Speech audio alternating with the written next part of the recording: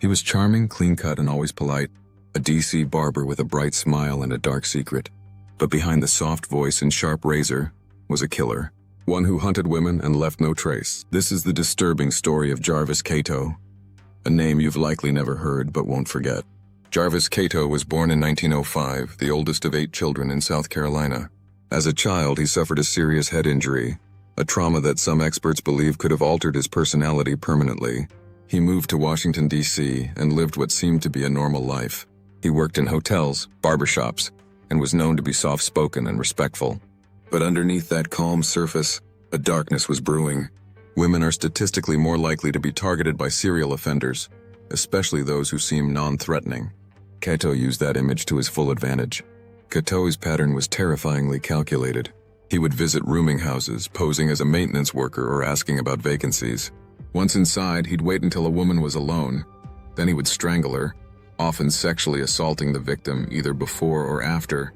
He left almost no evidence, and his calm demeanor helped him stay under the radar for years. Police had no idea they were looking for a barber who lived just blocks away from multiple crime scenes. His known victims were all women, single, working class, and often living alone. Most were strangled with bare hands or with a towel. The attacks seemed random, but his victims shared one thing. They were all vulnerable in some way. What's haunting is how long it took for these cases to be connected. In a city full of chaos, violence against black women was tragically overlooked. Another painful example of systemic neglect. Cato was finally caught in 1941 after a landlady recognized him leaving a room where one of the women was later found dead. His calm response when arrested: "I've been expecting this." Once in custody, he confessed to at least 8 murders. But experts believe there could have been many more. Some reports suggest his spree may have started as early as 1929. They were all alone, and I was angry. I couldn't help it. His trial was brief, and his fate was sealed. In 1943, Jarvis Cato was executed in the electric chair.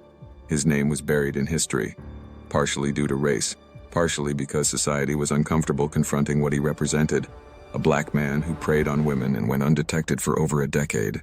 Cato's case forces us to ask hard questions. How many killers like him slipped through the cracks? Why were the lives of his victims so easy to ignore? And why are so few people taught about one of the earliest known black serial killers in America? This isn't just a horror story. It's a warning about appearances, about silence, and about how easy it is to disappear in plain sight. Like, share, and follow the Obsidian Report for more untold stories the mainstream still avoids. Drop a candle emoji in the comments to honor the victims. And remember, monsters don't always hide in the shadows. Sometimes they wear barber's aprons.